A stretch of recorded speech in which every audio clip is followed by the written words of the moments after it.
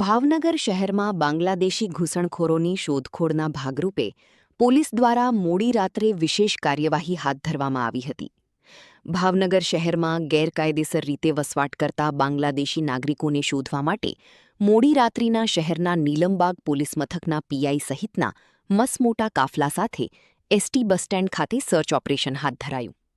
આ સાથે બોરતળાવ પોલીસ દ્વારા પણ આખલોલ જકાતનાકા ખાતે ચેકિંગ હાથ ધરવામાં આવ્યું.